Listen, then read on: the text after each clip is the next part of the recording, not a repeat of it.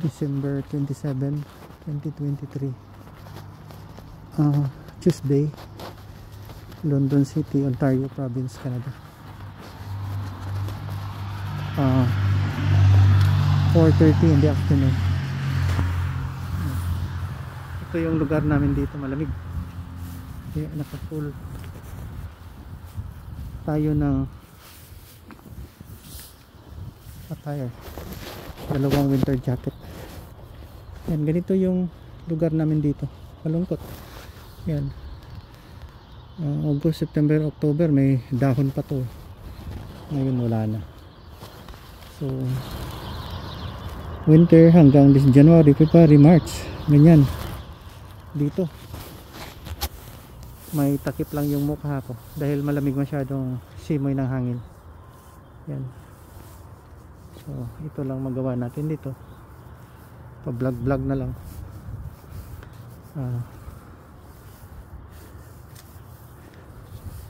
Yan, saka tingin doon para may takip ang mukha, pero yan, nakatakip nga. Yan. Ay, nakatakip pero talagang malamig. Ayan. So December 27 ngayon. 65 years old na si Papa Bot. 65 years old na ang Papa Bot nyo. Kaya sana nasa malusog na katawan tayo lahat, kasi pag nagkasakit tayo wala na, ha? Everything you see all around you, ganyan, no? Temporary lang yan. Walang tatagal dito sa mundo, ha? Yung aking kamay para sa cellphone, okay? Yung isang kamay naman hawak ng cellphone, kaya yun, tago muna yung isang kamay sa bulsa kasi malamig yung half lang. Sana panoorin nyo yung live ko kanina dito sa Bebot Magan. Panoorin nyo kung first time nyo. Yung mga Filipinos, i-translate nyo na lang yan sa English kung saan kayo sa lupalop, saan man kayong lupalop ng mundo. I-translate nyo lang. Yun ang regalo ko sa inyo this Christmas. Wala na tayong ibang panahon para ihintay pa yung bukas. If you can do it now, do it now, ha? Ganito talaga.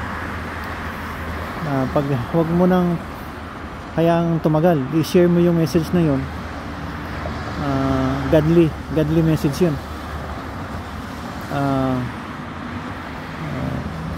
Free thinker tayo na pwedeng secular, pwedeng religious, kaya nasa ano lang ako, sa plain human rights lang tayo. Human rights, hindi yung religious extremism, okay? Paki-scan na lang yung live ko ng December 27, 2023 at saka i-share nyo sa iba. Yan, ginagawa ko to kasi wala naman akong ibang gawin eh. Doon, lumabas na ako ng building dahil may naasikaso lang sa labas, yung may inutos lang sa akin sandali. Yeah. Dito lang muna tayo sa labas, medyo takip mo na. Malamig ang simoy ng hangin kapag may malakas na unos ng hangin sa mukha, malamig. So sinasabi ko, kahit saan ka sa mundo, basta healthy ka, wala kang sinasabing tao kapag nagkasakit ka. Hindi mo alam kung mabubuhay ka. Doon nga sa New Zealand, mayroon doon COVID. December 27, 2023 ngayon, may COVID doon. Classmate ko. Siguro mga 60 years old na rin siya, tinamaan siya ng COVID. Kaya, get well soon to her. Nasa group chat eh. Kawawa naman. Kaya pray for the continuous blessing of the Holy Spirit. You pray to Jesus Christ and your, well, our God, Panginoong Hesus Kristo at saka God natin. Yung iba kasi hindi naniwala sa Jesus Christ. Yung iba naman God lang.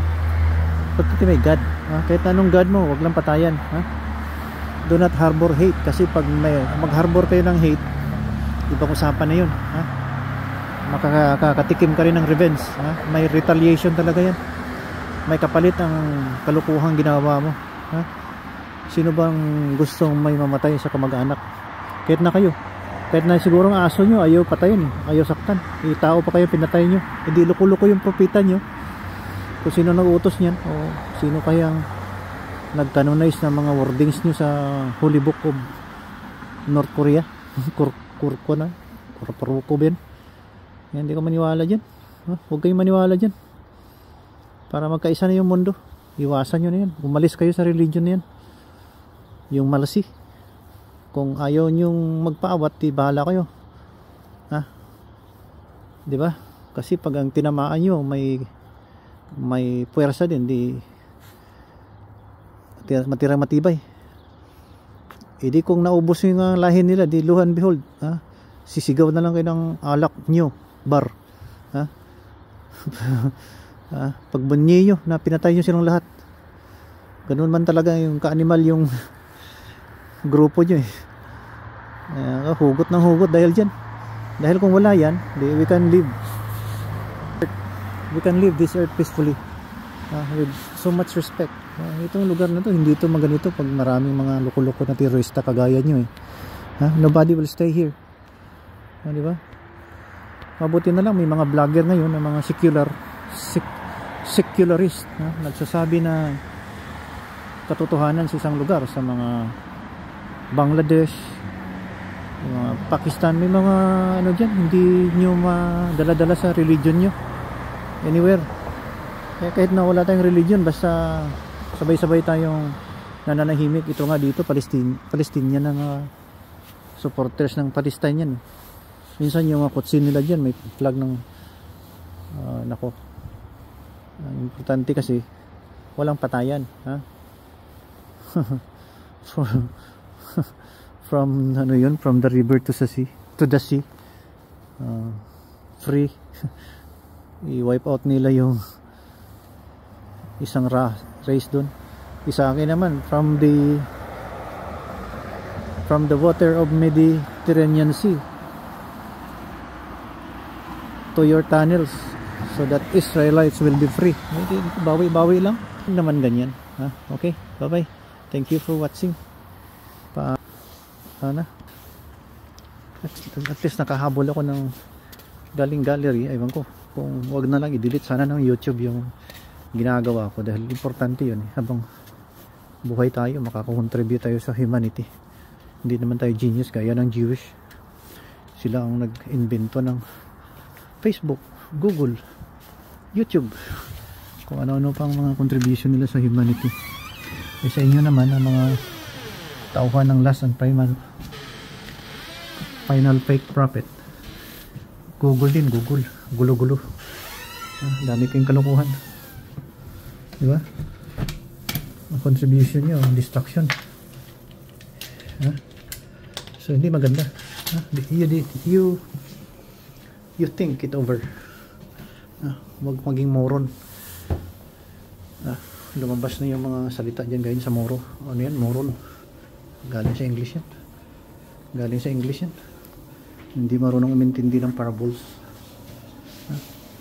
Yung salita ni Hesus Kristo, parables. Yan din salita galing ang mga sa Tagalog, nambubula kaya dahil parables.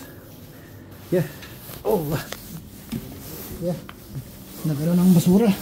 Uy, baby, ano, baby, you woke up? You love me? Yeah. You love me? Yeah. You miss me? Yeah. Oh, grabe ako na po ba? Cute ako na po ba? Kiss. Yaya ko no, yeah. Cute siya. Cute. Yeah. Oo. Lamig sa labas kaya doble yung winter. Yeah. Kayang-kaya. Kayang-kaya lang.